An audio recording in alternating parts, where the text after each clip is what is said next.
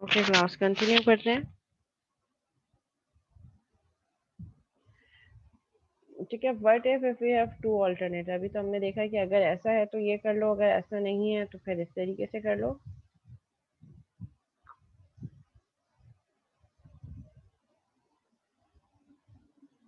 ठीक है, लाइक अभी तो हमारे पास दो ऑल्टरनेटिव है। This condition is true, do this, else do this. But what if we have more than two alternative. अगर हमारे पास एक से ज़्यादा सिनेरियोज हैं और एक से ज़्यादा कंडीशंस हैं जिनको हम चेक करवाना चाह रहे हैं, तो उसके लिए हम क्या करेंगे, हम इफ़ एल्स इफ़ यूज़ करेंगे। अभी तो एक इफ़ और एक एल्स। बट व्हाट इफ़ के अगर मेरे पास एक नंबर है और मैं चेक करना चाह रही हूँ कि अगर वो पॉजिटिव है, नेगेटिव है या ज़ीरो है। ठीक है, तो उस यहाँ पे हमारे पास तीन सिनेरियो आ गए, पॉजिटिव, नेगेटिव और ज़ीरो। ठीक है, तो हम इसी प्रोग्राम को थोड़ा सा मॉडिफाई कर देते हैं। Input a number to check whether it's positive, negative और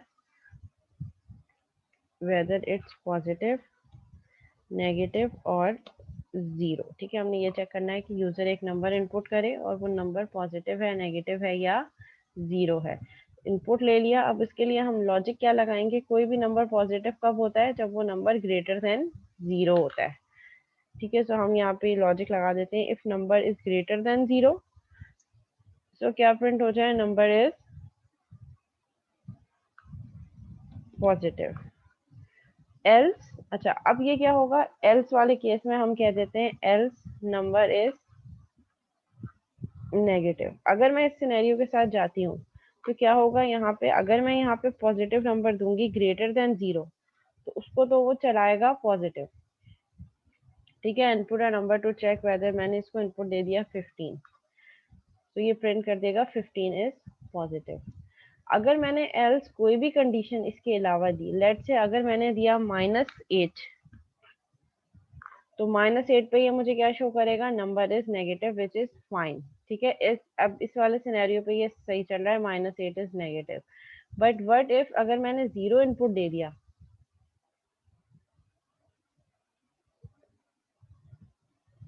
ठीक है, मैंने इसको रन किया, इसने एक नंबर पूछा, मैंने इसको कहा ज़ीरो, तो ये ज़ीरो वाले केस पे भी मुझे क्या देगा, नेगेटिव, क्योंकि condition is not true, number is greater than zero.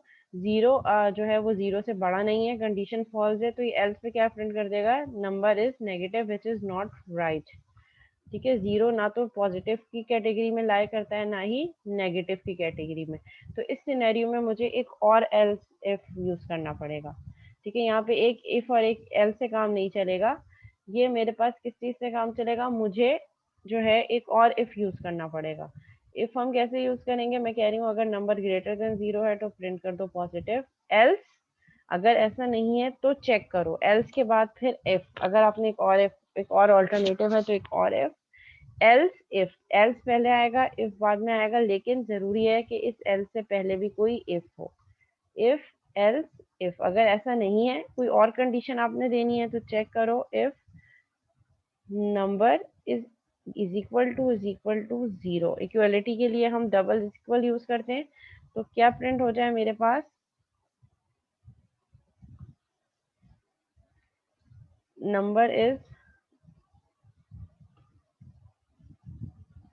Zero. ठीक है, एल्स दो अल्टरनेटिव होगा, यानी कि मैंने पॉजिटिव और ज़ीरो दोनों की जो है वो मैंने डिफाइन कर दिया कि अगर नंबर ज़ीरो से बड़ा है तो पॉजिटिव प्रिंट हो जाए, अगर नंबर ज़ीरो है तो ज़ीरो प्रिंट हो जाए।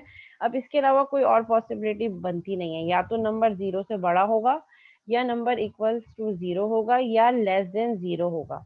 तो थर्ड वाले ऑल्टरनेटिव के लिए स्टेटमेंट देने के बजाय मैंने सिंपल एल्स कर दिया। मैं कह रही हूँ अगर नंबर ग्रेटर देन ज़ीरो है तो प्रिंट हो जाए नंबर इज पॉजिटिव, एल्स अगर नंबर इक्वल्स टू ज़ीरो है तो प्रिंट हो जाए नंबर इज ज़ीरो। अगर इन दोनों कंडीशंस के अलावा कोई और सिचुएशन होती है जो कि हमेशा लेस देन ज़ीरो होगी, इसके अलावा कोई और पॉसिबिलिटी हो नहीं सकती। We have three possibilities with number, either number is greater than zero, either number is less than zero, और नंबर शुड बी ज़ीरो। तीन पॉसिबिलिटीज हैं, तो तीन में से दो मैंने यहाँ पे मेंशन कर दी। अगर ये दोनों ट्रू नहीं होंगी तो ऑब्वियस फिर वो नेगेटिव की कैटेगरी में लाई कर रहा होगा। हम इसको रन करने, इनपुट पूछा, मैंने इसमें इनपुट दिया 15, 15 इज पॉजिटिव। हम फिर रन कर दें, दोबारा से रन कर दें। इसने मुझसे इनपुट पूछा,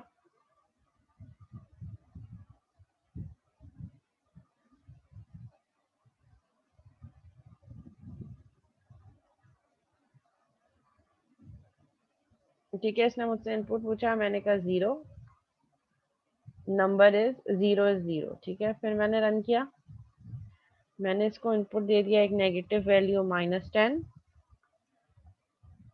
-10 इज नेगेटिव। तो जब हमारे पास एक से ज्यादा सिचुएशंस हो, तो एक से ज्यादा सिचुएशन के लिए हम इफ एल्स यूज करते हैं, वेयर एज लास्ट वाले उसमें हम सिंपली एल्स यूज कर सकते हैं। अच्छा, यहाँ पे हम ऐसा नहीं कर सकते कि बीच में से इफ हटा दें और लास्ट वाले एल्स के साथ ले आए, ठीक है, वो मिसप्लेस एल्स हो जाएगा। ठीक है, अगर मैं ऐसा करती हूँ तो it will show an error. ठीक है, हम इस तरीके से काम नहीं कर सकते। इफ के साथ एल्स है और एल्स के बाद इफ आना जरूरी है अगर आपने एक से ज्यादा मल्टीपल ऑल्टरनेटिव्स हैं, वेयर एज लास्ट वाला else can be without if. ठीक है, तो ये काम हम इस तरीके से होगा, और लास्ट वाले उसको आप एल्स को खाली छोड़ सकते हैं।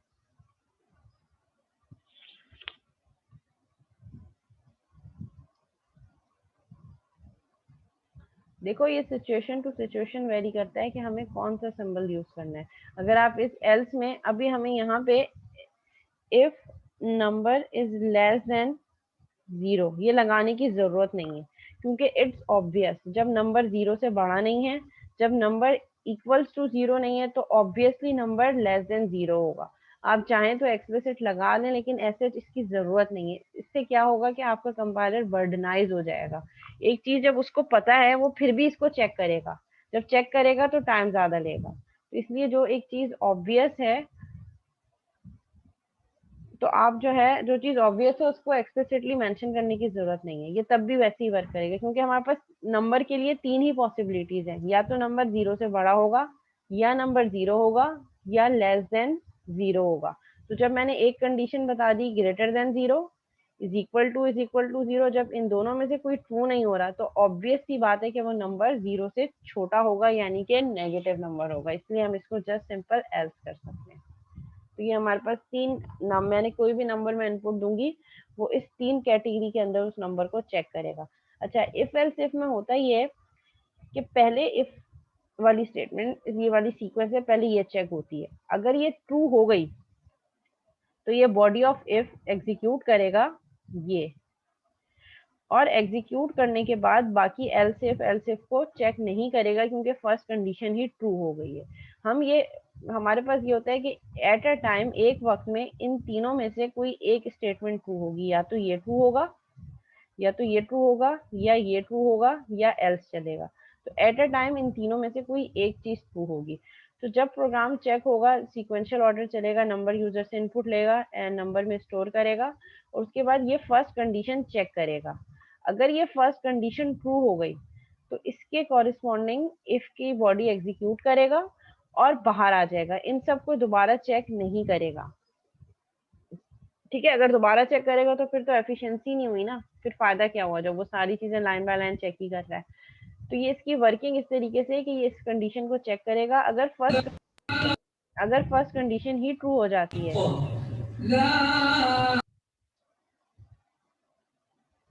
ठीक है, अगर ये फर्स्ट कंडीशन ही ट्रू हो जाती है, तो ये क्या करेगा, इसके कॉरिस्पॉन्डिंग इसके चलाएगा स्टेटमेंट, और बाकी सारी स्टेटमेंट को चेक किए बगैर बाहर आ जाएगा। लेकिन अगर लेट अज्यूम कि ये फर्स्ट स्टेटमेंट इसने चेक की और ये फर्स्ट स्टेटमेंट ट्रू नहीं हुई, यानी कि नंबर ग्रेटर देन 0 नहीं है, तो ये क्या करेगा, इसको भी एग्जीक्यूट नहीं करेगा, फिर ये एल्स पे जाएगा। फिर ये सेकंड स्टेटमेंट चेक करेगा, अगर सेकंड स्टेटमेंट ट्रू हो जाती है, तो सेकंड स्टेटमेंट की बॉडी को प्रिंट करेगा और फिर एल्स पे जाए बगैर बाहर आ जाएगा। फिर हम थर्ड सिनेरियो की तरफ जाते हैं, फर्स्ट स्टेटमेंट भी ट्रू नहीं हुई, सेकंड डायरेक्ट, अगर ये फर्स्ट स्टेटमेंट ट्रू नहीं होती तो फिर ये एल्स इफ पे जाके चेक करेगा। अगर ये भी ट्रू नहीं हुई तो फिर ऑटोमेटिकली एल्स में आप कुछ कंपैरिजन नहीं करेगा, इन दो केसेस के अलावा कोई भी केस होगा उस पर वो डायरेक्ट उसको एल्स पे ले जाएगा और ये स्टेटमेंट प्रिंट कर देगा। देखिए, ये हमारे पास इफ एल्स इफ का सिंपल जो है वो स्ट्रक्चर है। जी क्या, क्यों यहाँ तक किसी को कोई क्यूरी, कोई सवाल?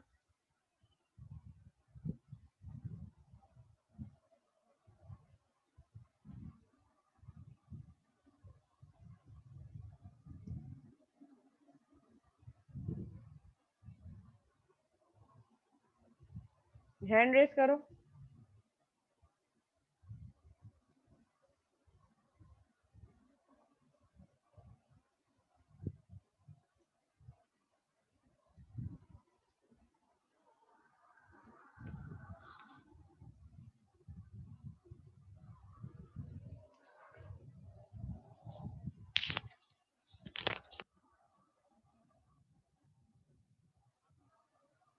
जी दानियाल। अस्सलाम वालेकुम। वालेकुम अस्सलाम। मैम मुझे ये पूछना था कि जैसे अगर हमारे पास 3 पॉसिबिलिटीज़ हों, जैसे आपने हमें असाइनमेंट में सवाल दिया था कि अगर 2 पॉसिबिलिटीज़ में वो पास हो रहा है, हम्म। तो वो किस तरह होगा? दो पॉसिबिलिटीज में पास हो रहा है? कौन सा वाला क्वेश्चन की बात कर रहे हो? और सिनेरियो 2 जो आपने दिया था। पूरा क्वेश्चन थोड़ा सा एक्सप्लेन करो। मैम जैसे आपने बोला था कि उसकी परसेंटेज 5 से ग्रेटर देन होनी चाहिए और 45 से, और तो उसके बाद दूसरे पॉइंट में आपने दिया था फिर वो पास हो रहा था। फिर तीसरे पॉइंट में था कि वो सप्ली में बैठ सकता है मतलब, फिर चौथे में था फेल हो रहा है वो। देखो इसमें यहाँ पे क्या हमारे पास है, university has the following rules for a student to qualify for a degree with A as the main subject and B as the subsidiary subject. मींस दो सब्जेक्ट्स हैं और हमने उन दो सब्जेक्ट के मार्क्स की बेसिस पे डिसाइड करना है कि उसने क्वालिफाई किया या नहीं किया। ठीक है। अगर उसके 55% है ए में और 45% और उससे ज्यादा है बी में, तो वो क्वालिफाई कर सकता है।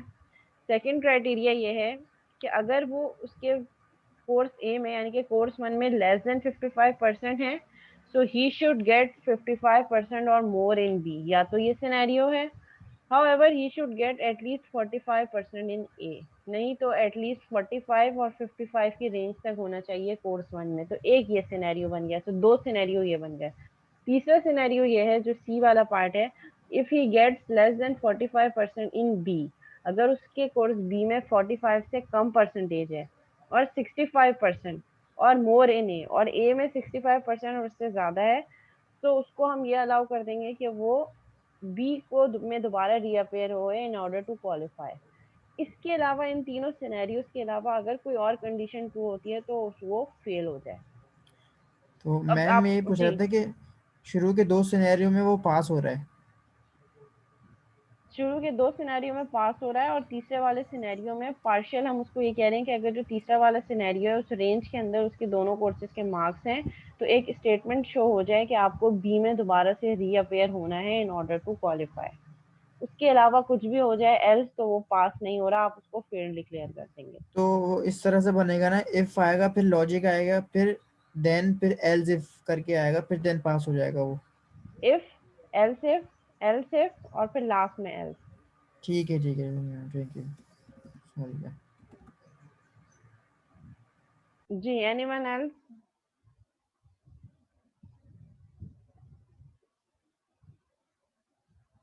अच्छा, अब मैं यहाँ पे आपको कुछ थोड़ी सी लॉजिकल स्टेटमेंट्स भी बताती हूँ कि लॉजिकल स्टेटमेंट्स को हम कैसे यूटिलाइज कर सकते हैं। ठीक है, अभी तो हमने सिंपल स्टेटमेंट देखी, ठीक है, लेस देन ग्रेटर देन की। अब हम देखेंगे कि हम लॉजिकल ऑपरेटर्स कैसे यूज कर सकते हैं। जी मोहम्मद हसान खान। अस्सलाम वालेकुम मैम। वालेकुम अस्सलाम। मैम अगर ये कंडीशन, अगर सिर्फ हम साइन लिखते हैं तो ये शो नहीं करेगा पॉजिटिव नेगेटिव? कौन सा साइन? अगर हम वर्डिंग ना लिखें, क्या मतलब? सिर्फ ये लिख दें ग्रेटर देन और लेस देन, सैंपल शो कर दें। कहाँ पे बेटा? स्टेटमेंट बताओ, कौन सी स्टेटमेंट में चेंज मैम करने का कह रहे हो? किसी भी इफ की स्टेटमेंट की बात स्टेटमेंट कर में, रहा हूँ जैसे। इफ की स्टेटमेंट में या कंसोल्ड और ट्राइट लाइन की स्टेटमेंट में? मैम इफ में जैसे हमने लिखा है नंबर ग्रेटर देन 0, जी। सही है, आप राइट कर दो इस पॉजिटिव, और अगर लेस देन है तो 0 लिख दो।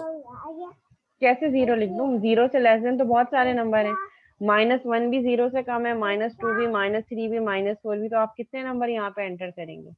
यहाँ तो एक लॉजिक हमारा सारा काम कर रही है ना, कि अगर नंबर ग्रेटर देन 0 है तो ग्रेटर देन 0 तो हमारे पास इनफिनाइट नंबर्स आते हैं, तो क्या वो सारे नंबर्स तो मैं यहाँ पे नहीं दे सकती। यस, ठीक है, तो यहाँ पे ये ठीक है, सारी रेंज को कैटर कर रहा है ना, नंबर इज ग्रेटर देन 0, 0 से जो भी नंबर बड़ा होगा वो कोई भी नंबर हो सकता है। ओके।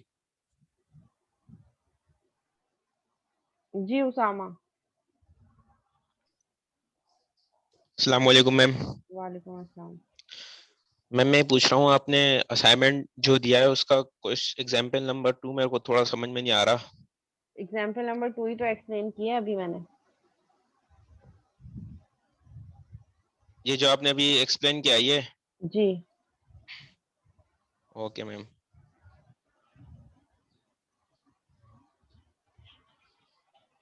जी दानियाल।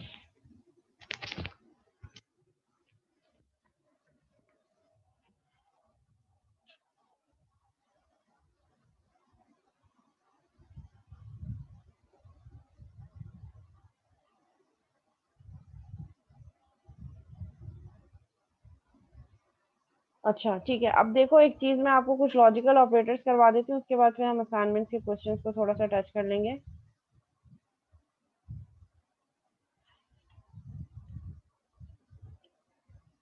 अच्छा, कोडिंग चाहे आप वीएस पे करें या जिस पे भी करें, ऑनलाइन कंपाइलर पे करें असाइनमेंट पे, उसके बाद जो है वो हैंड रिटन असाइनमेंट चाहिए, ये चीज असाइनमेंट पे मेंशन है।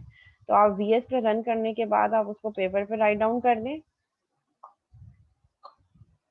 ठीक है, do all work in A four paper handwritten and submit in a compiled way. ठीक है, असाइनमेंट में बड़ा बड़ा रेड उसने लिखा है, do all work in A four size paper. ठीक है, तो आपने सारा काम, चाहे एल्गोरिथम बनाए, चाहे फ्लो चार्ट बनाए, चाहे कोड लिखें, जो भी चीजें हो वो आप उसको जो है वो आप हैंड रिटन लिखें, और जो आउटपुट आ रहा है उस आउटपुट को भी आप हैंड रिटन लिख सकते हैं। तो each and everything required in hand written format लिखा है वहां पे। हैंड रिटन मतलब हाथों से लिखना।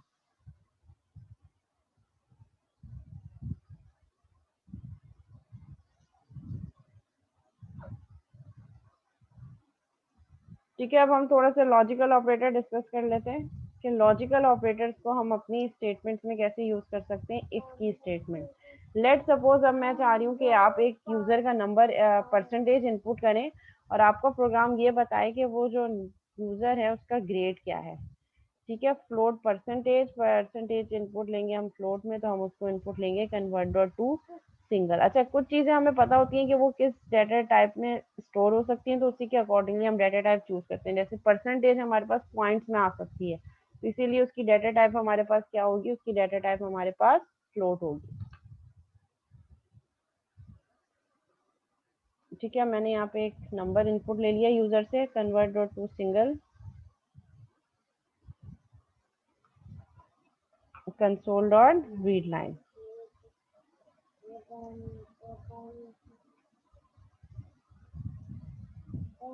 Console dot read line. ठीक है, ये हमारे पास मैंने नंबर यूजर से इनपुट ले लिया।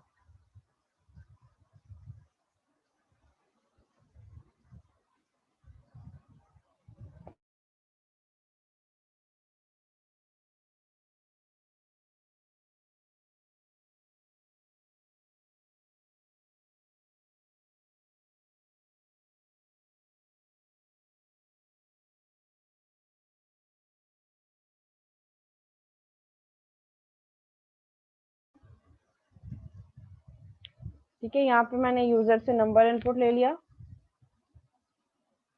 और फिर उसके बाद अब मैं इस पे कंडीशन लगा रही हूँ। अब कंडीशन हमारे पास क्या है, हम कह रहे हैं कि अगर परसेंटेज ग्रेटर देन 80 है तो हम उसको ए ग्रेड देंगे, ए प्लस दे देंगे। ठीक है, अगर हम कह रहे हैं कि अगर हमारे पास परसेंटेज जो है वो, क्लास वॉइस क्लियर है, वॉइस में कोई इश्यू तो नहीं आ रहा।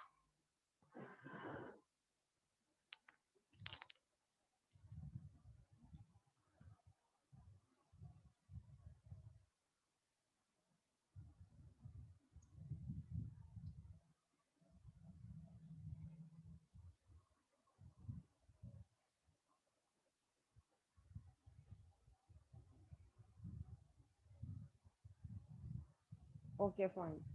ठीक है, मैंने एक यूजर से नंबर इनपुट ले लिया परसेंटेज। अब हमारे पास हमें रेंज डिफाइन करनी है। जब हम रेंज डिफाइन करते हैं तो इफ की कंडीशन के अंदर हम लॉजिकल ऑपरेटर्स भी यूज कर सकते हैं।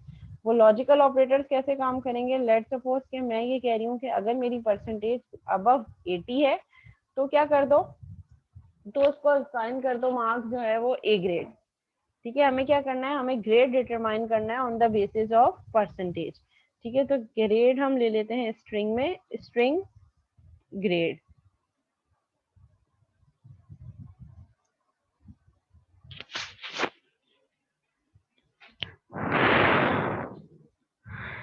ठीक है, जब हमारे पास ग्रेड को हमने डिक्लेयर कर दिया, अब हम इस पे लॉजिक लगाएंगे।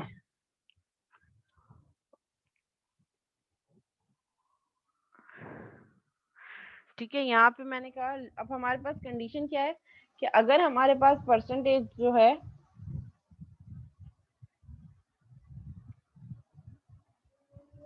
ठीक है, अगर परसेंटेज लेस देन 50 है तो स्टूडेंट इज फेल। ठीक है, अगर उसकी परसेंटेज 50 से कम है तो स्टूडेंट जो है वो फेल हो जाएगा। अगर परसेंटेज 50 से 60 की रेंज में है तो हम उसको क्या ग्रेड देंगे? C grade. अगर ग्रेड हमारे पास 60 से 70 है तो हम उसको बी ग्रेड देंगे। अगर 70 टू 80 परसेंटेज है, इन बिटवीन उस रेंज के अंदर है, तो हम उसको ए ग्रेड देंगे। और अगर 80 से अबव है तो हम उसको ए प्लस देंगे। तो ये हमारे पास क्राइटेरिया है। ठीक है, तो हमारा बोर्ड इंटर मैट्रिक वाला जो क्राइटेरिया मैं उसी को फॉलो कर रही हूँ। ठीक है, अब उस क्राइटेरिया पे मुझे ग्रेड असाइन करना है। ठीक है, अब जब हम ग्रेड असाइन करना शुरू करेंगे,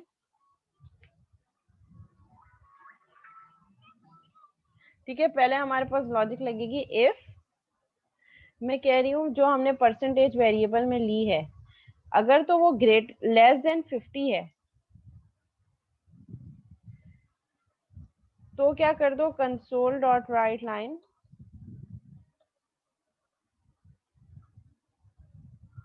या बल्कि सिंपल हम कर देते हैं, अगर परसेंटेज लेस देन 50 है so grade is equal to, अच्छा जरूरी नहीं है कि इफ की स्टेटमेंट या बॉडी ऑफ इफ में हमेशा कंसोल डॉट राइट लाइन की स्टेटमेंट हो, आप कोई भी टास्क कोई भी स्टेटमेंट यूज कर सकते हैं। ठीक है, मैं कह रही हूँ कि अगर परसेंटेज लेस देन 50 हो रही है तो स्टूडेंट का ग्रेड क्या कर दो? फेल। एल्स इफ अगर ऐसा नहीं है तो चेक करो कि परसेंटेज अगर greater than is equal to 50 है and percentage is less than 60। यानी कि मैंने रेंज डिफाइन कर दी कि अगर परसेंटेज 50 से लेकर 59.999 तक कोई भी वैल्यू है तो क्या ग्रेड दे दो? Grade is equal to C. Else if अगर ऐसा भी नहीं है तो चेक करो कि क्या percentage greater than is equal to 60 है। अगर परसेंटेज 60 है या 60 से अबव है एंड क्योंकि हमें रेंज डिफाइन करनी जरूरी है, अगर मैं सिर्फ ग्रेटर देन 60 करके छोड़ दूंगी तो वो 80 पे भी हमें बी दे देगा, इसीलिए मैं रेंज डिफाइन कर रही हूँ कि अगर परसेंटेज ग्रेटर देन और इक्वल टू 60 है और जो परसेंटेज है वो लेस देन 70 है, 60 से ज्यादा, 60 या 60 से ज्यादा है और 70 से कम है, तो क्या करो? ग्रेड दे दो इज इक्वल टू, स्ट्रिंग है तभी डबल कोट में आएगा बी। सिमिलरली अगर मेरे पास else if percentage is greater than is equal to 70, अगर 70 या 70 से ज्यादा है और परसेंटेज लेस देन हमारे पास क्या है? 80 है, तो क्या कर दो? ग्रेड इज इक्वल टू सी कर दो, सॉरी ए कर दो। एल्स, लास्ट वाले एल्स में मैंने कह दिया कि if percentage is greater then 80, अगर परसेंटेज 80 से अबव है तो क्या कर दो? तो उसको ग्रेड दे दो, grade is equal to A plus.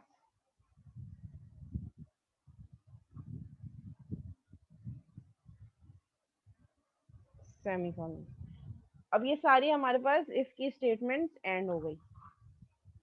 ठीक है, मैंने हर इफ के साथ उसकी स्टेटमेंट एग्जीक्यूट करवा दी कि जो भी कंडीशन ट्रू होती है उसके अकॉर्डिंगली ग्रेड असाइन कर दो। ये चीज हमने माइंड में रखनी है कि इन सब इफ की स्टेटमेंट में से एट अ टाइम कोई एक एग्जीक्यूट होगी, जो एग्जीक्यूट होगी उसी के अकॉर्डिंगली ग्रेड एसोसिएट होगा। अगर ये वाली कंडीशन ट्रू हो गई तो ग्रेड फेल हो जाएगा, बाकी स्टेटमेंट एग्जीक्यूट नहीं होंगी और प्रोग्राम बाहर आ जाएगा। अगर ये स्टेटमेंट फॉल्स है तो फिर वो इसको चेक करेगा, अगर ये ट्रू हो जाती है तो ग्रेड सी करेगा और फिर बाहर आ जाएगा, बाकी की स्टेटमेंट को छोड़ देगा।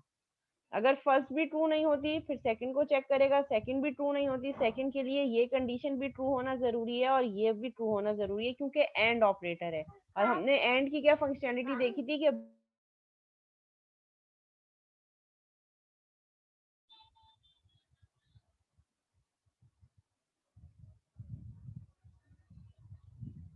हाँ मैंने दोनों लगा दिया ना, डिपेंड करता है। अगर मैं चाहूँ तो एल्स के साथ इफ हटा दूं, लेकिन मैं चाह रही हूँ कि अबव ग्रेटर देन अबव 80 है तो मैं उसके लिए मेंशन करूँ कि ए प्लस हो।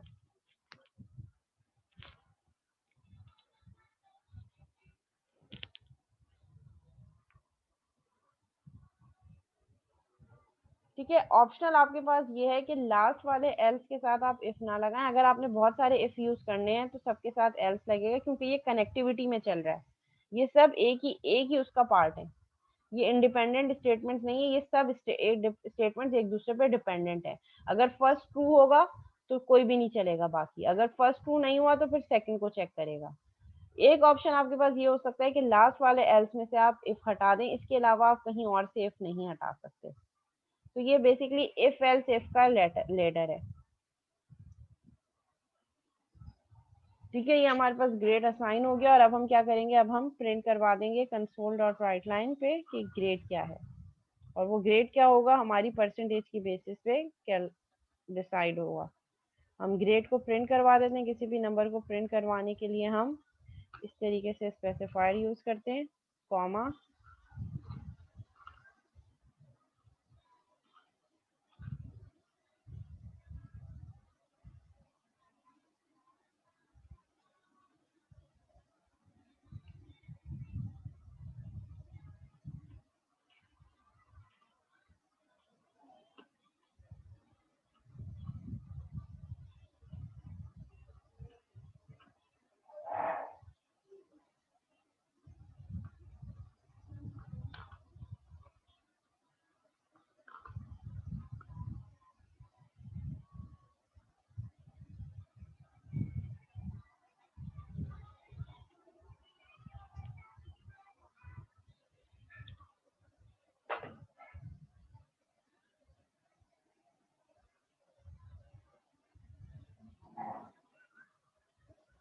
ठीक है, कॉमा ग्रेड, ग्रेड को प्रिंट करवाना है तो ग्रेड में प्रिंट करवा दिया और नीचे जाके हमारे पास दो ब्रैकेट क्लोज होगा।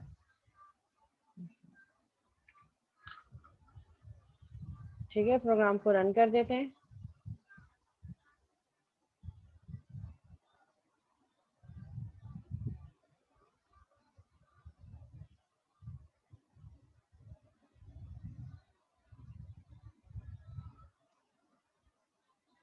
स्टार्ट में हम ग्रेड को क्या रखते हैं, नल।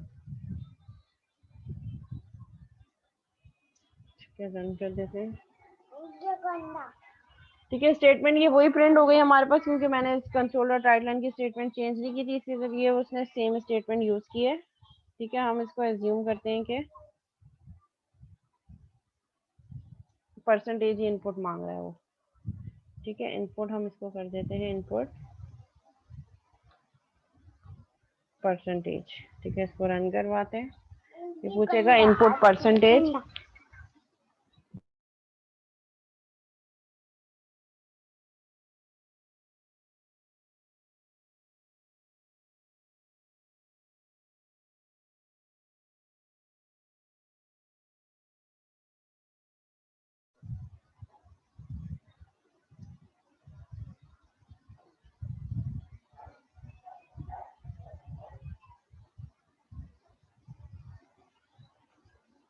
ठीक है, एंटर परसेंटेज पूछी, लेट सपोज कि मैंने परसेंटेज दी 45। ठीक है, इसने फेल। 45 वाला कौन सा था कि अगर परसेंटेज मेरे पास लेस देन 45 है तो वो ग्रेड फेल कर दे। दोबारा रन करती हूँ, परसेंटेज इसने मुझसे पूछी, मैंने परसेंटेज दे दी 78। 78 पे ए था। 78 किस कैटेगरी में फॉल कर रहा था? 70 और 80।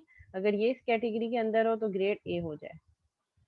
तो जो वैल्यू मैं दे रही हूँ उसी के अकॉर्डिंगली वही मेरे पास ग्रेड असाइन हो रहा है। लेट्स से मैं कह रही हूँ 89 पे ए प्लस। तो ये इस तरीके से हम काम कर सकते हैं।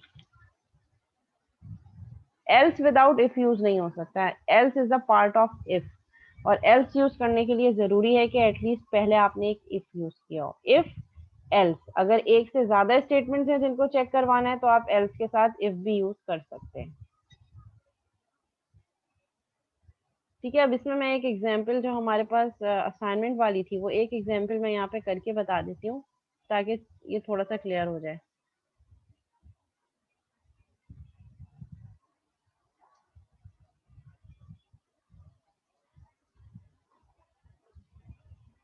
तो मैं क्वेश्चन यहाँ कॉपी कर देती हूँ।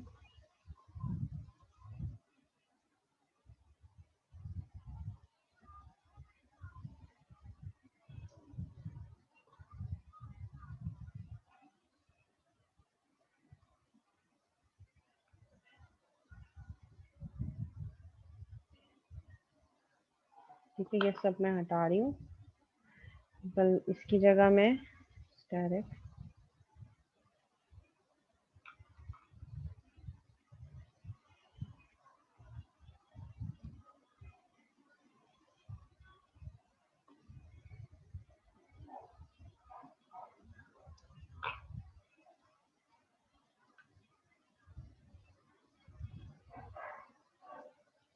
ठीक है, ये मैंने क्वेश्चन यहाँ पे लिख दिया है। क्वेश्चन हमारे पास क्या है? पॉइंट 1 है, ही शुड गेट 55% और मोर इन ए एंड 45% और मोर इन बी।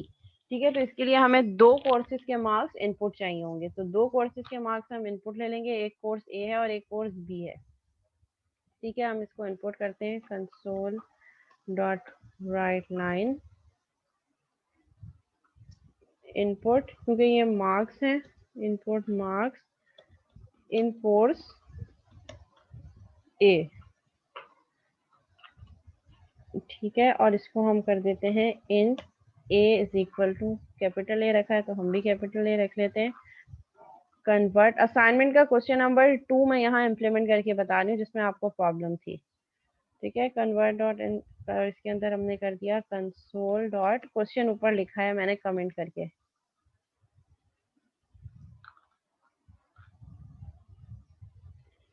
ठीक है, ये हम मेरे पास क्वेश्चन लिखा है, ये मेंशन है यहाँ पे। ठीक है, अब हम करते हैं इनपुट मार्क्स एंड कोर्स है int is equal to convert dot 232 console dot read line. ठीक है, सिमिलरली इसी तरह हम एक और वेरिएबल डिक्लेयर करते हैं जिसमें कोर्स बी के मार्क्स होंगे।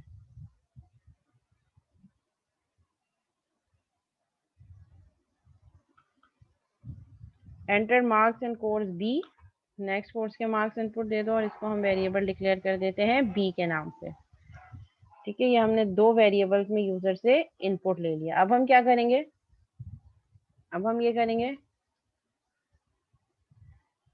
अब हम ये लॉजिक लगाना शुरू करेंगे। ठीक है, दोनों कोर्सेज के मार्क्स इनपुट ले लिए हमने।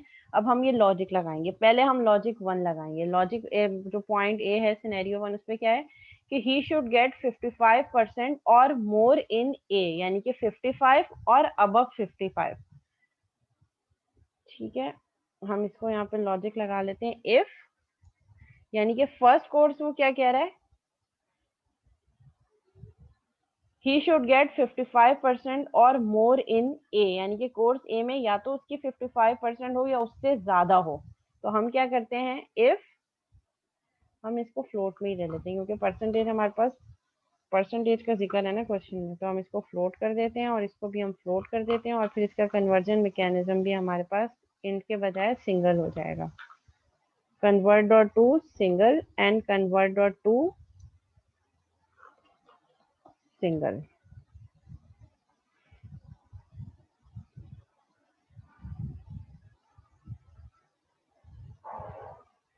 बेटा सब कुछ हो सकता है, कंसोल डॉट राइट लाइन में तो कुछ भी हो सकता है। थोड़ा मेच्योर हो जाओ, थोड़ी मेच्योरिटी दिखाओ, एक एक चीज इतने स्टूपिड क्वेश्चंस कर रहे हो। कंसोल डॉट राइट लाइन में तो अपना नाम प्रिंट करना चाहो वो भी प्रिंट हो सकता है। मैंने अलग अलग इसलिए किया ताकि मीनिंगफुल हो। आप एक स्टेटमेंट लिखना चाह रहे हो आप लिख दो, आप कंसोल डॉट राइट लाइन नहीं यूज करना चाह रहे हो आप ना यूज करो। हम अभी जो मेन कंसर्न है हमारा वो इसकी ये लॉजिक है कि जो हमने आप चाहें आप यूजर से इनपुट ना लें, आप हार्ड कोडेड कर दें values.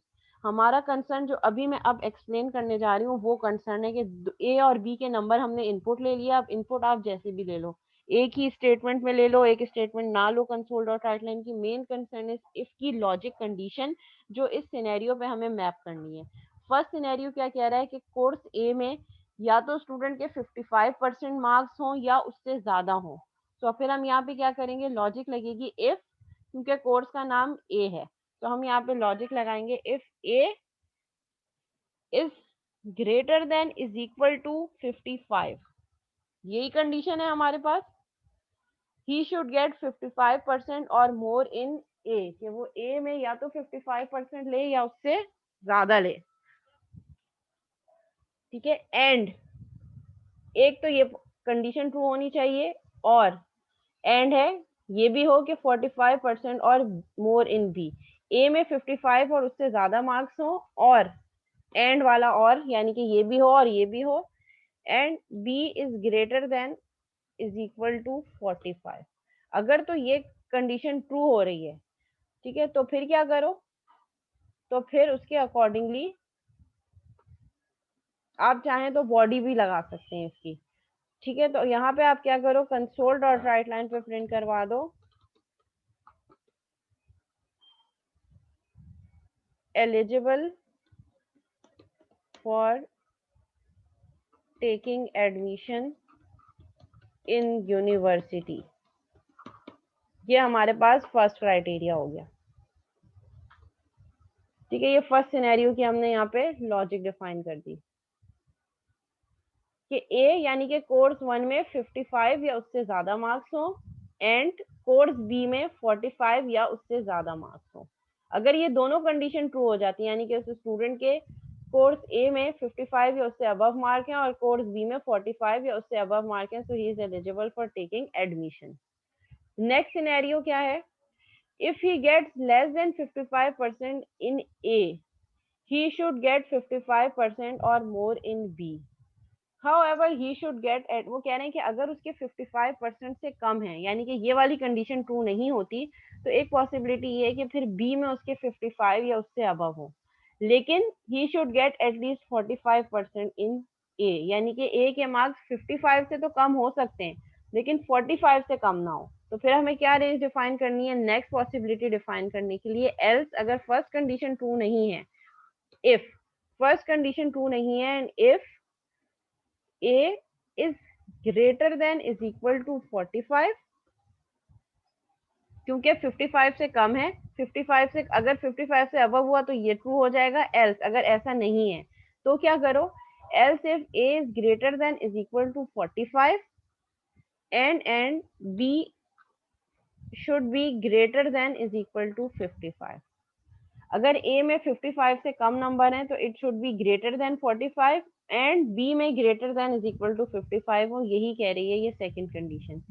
If he gets less than 55% in A, अगर उसके